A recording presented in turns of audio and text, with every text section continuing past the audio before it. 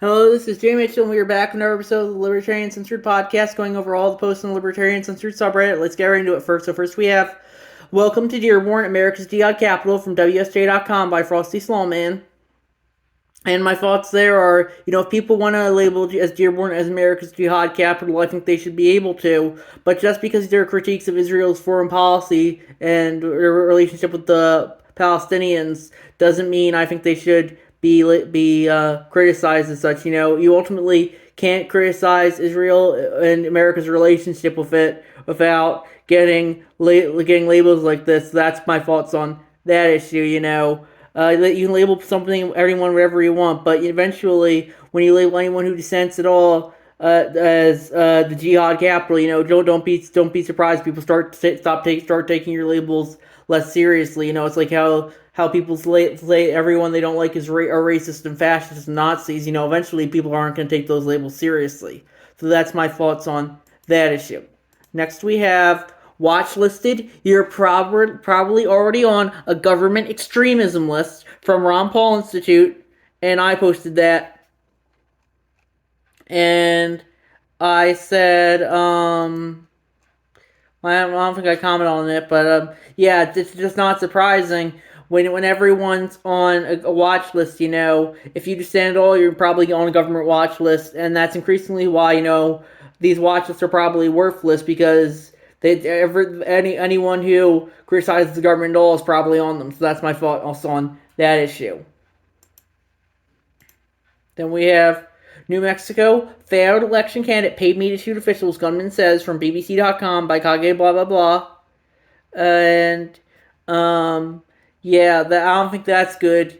I don't think people should be murdered for hiring other people, but ultimately, it does come down to who has the force, economic capital, and social capital to do what. So that's my thoughts on that issue. Then we have, which one of you were caught on camera protesting Malay's deregulation this morning? And that's a cross post from the Argentina subreddit, and I posted that. And that was something someone else gave me to post on the subreddit. And I said, Cowdog Curmudgeon commented, why would people on Libertarian still be protesting Malay? I said, this is more of a progressive subreddit than a Libertarian one. It's why a lot of people here were banned from the other subreddit.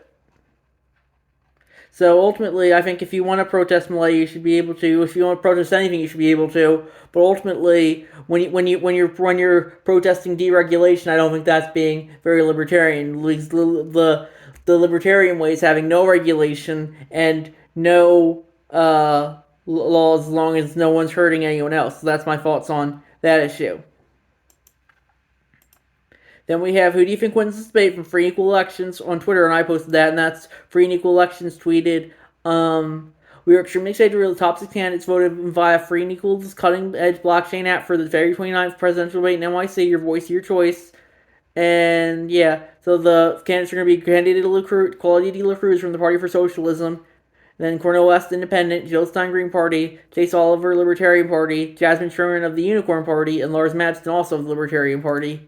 And I said, probably Oliver or Mapstead are going to win IMO because, everyone else there is pretty much a socialist or a communist. So that's my thoughts on that issue.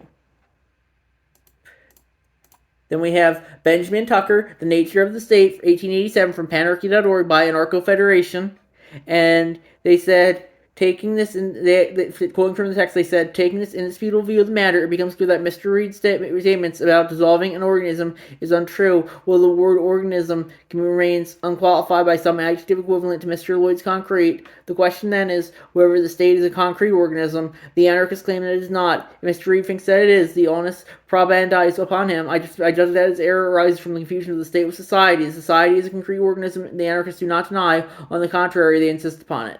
And I guess I would agree with that. The thing is, the state, I think, is it's forced collectivism, while society is more voluntary collectivism. I think if people want to voluntarily form collectives, I think they should be able to, but I don't think they should be forced to do so, and that's what they pretty much are to now under the current system of government. So that's my thoughts there.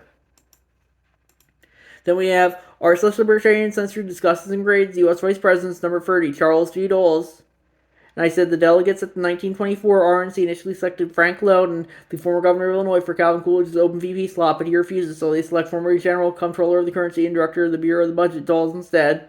On the day of his inauguration, he made a grandstanding speech about how bad the filibuster was, with many not pleased by it. Former President and current Chief Justice Taft even wrote to his son that the VP made a monkey of himself. Otherwise, his term was relatively eventful. He could have done a tie-breaking vote to confirm Charles B. Warren as Attorney General, but he was napping in the Willard Hotel at the time, and by the time he arrived at the Capitol, the lone Democratic senator who voted for Warren had changed his vote. He also won the Nobel Peace Prize the year he took over as VP for his work on the Dulles Plan for World War I reparations. Final grade C, and that's my thoughts there. Then we have Ain't No Rest for the Triggered from Social Justice Musical by Chris Gunn on YouTube, and I posted that, and I said, the fact that this hasn't aged today, despite being released nearly 8 years ago, shows how much U.S. culture has stagnated, in my opinion.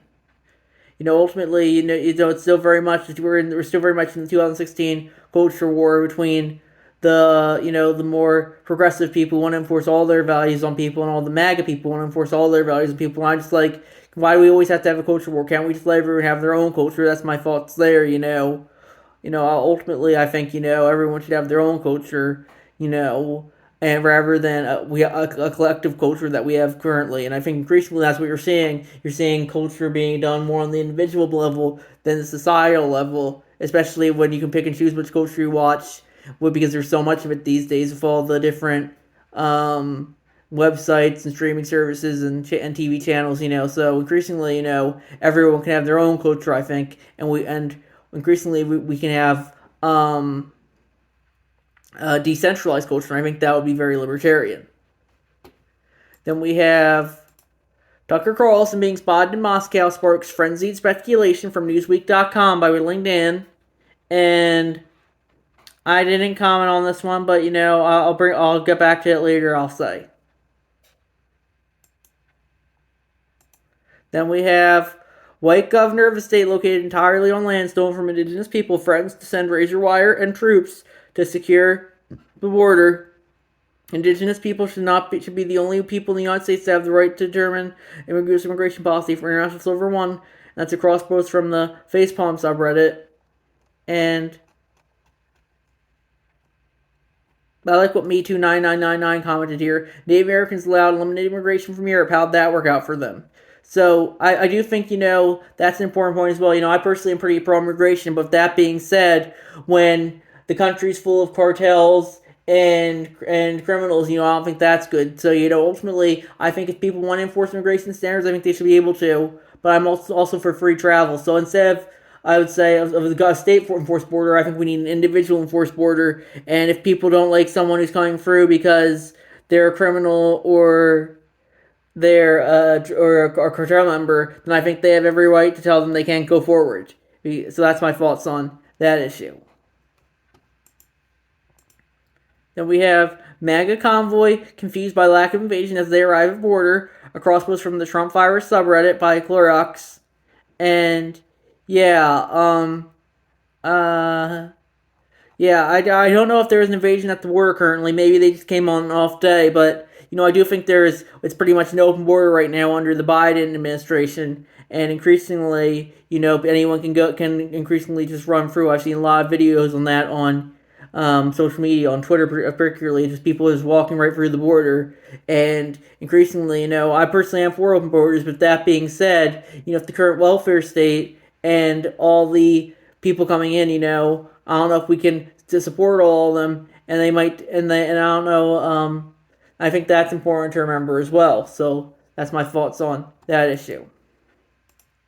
Then we have that a journalist or any American becomes a traitor by visiting a foreign country we're not at war with and interviewing its leader is equal parts demented, stupid, and authoritarian from Glenn Greenwald on Twitter, and I posted that. And I said, the U.S. government can bomb countries it's not at war with, and no one bats an eye, but a private citizen can't visit a country in the U.S. is not at war with without intense scrutiny really makes you think.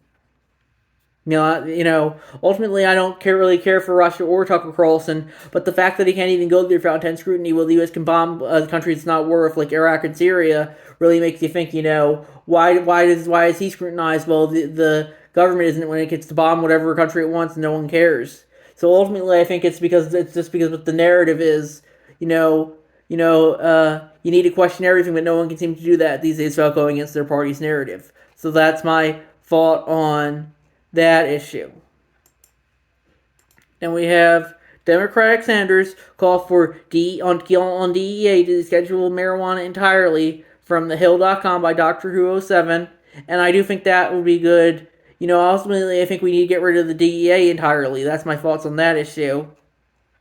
And yeah, so that's my, we need to get rid of all the alphabet agencies.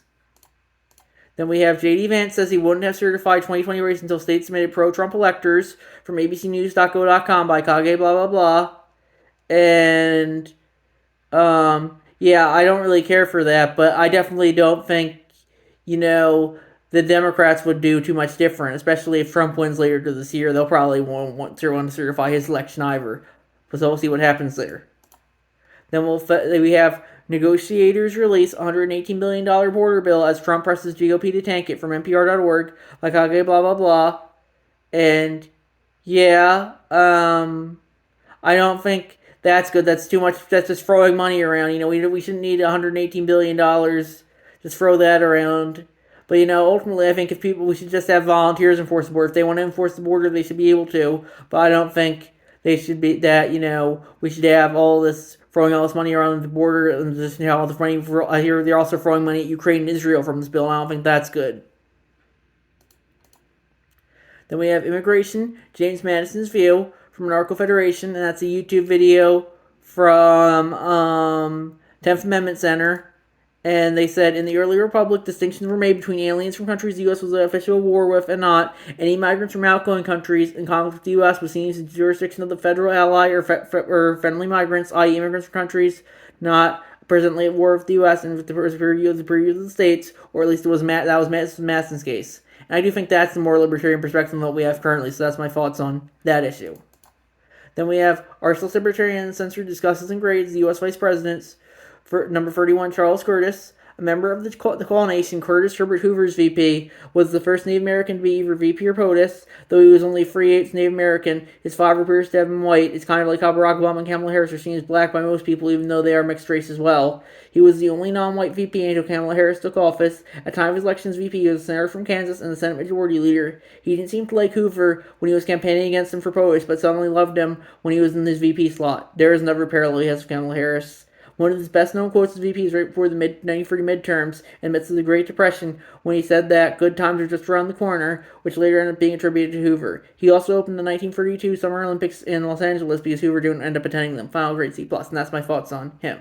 Then we have secretive U.S. right-wing group, ALEC, designs law to give big business complete immunity for bad acts from Guardian.com. My Ninja Lover, and I definitely don't think that's not libertarian. Ultimately, I think we need to support small business over big business, because big business, I don't think that's good, especially when it's in the pocket, when it controls big government like it is currently. And I think that's something that we need to resist. All the bigs, big government, big business, big pharma, big media. We got to resist all the bigs. That's my thoughts on that issue. Then we have Penn Jillette renounces libertarianism from Dangerous at 8554 from the Majority Report of San Reader on YouTube. And I was doing some work and had all YouTube autoplay on when a short MCV came on discussing how anti-maskers pushed Penn Jillette away from the label and party and movement of libertarianism. During the pandemic, Jillette was invited to speak at an event run by a libertarian organization and anti-mask demonstration in Vegas. He said he immediately felt shame upon receiving the email because the position is baffling, and the opposite of Jillette's infamous crusade against seatbelts. We wear masks for others, not just ourselves. He's not associated with the label or movement since. And I think, he should be able to do that. But with that being said, if you're a libertarian, you support mandates of anything, then I personally don't really think you're that libertarian. So that's my thoughts on that issue. And I'll see if we have anything new. Looks like we don't have anything new. So I'm going to wrap it there. I'll see you guys next episode. Bye.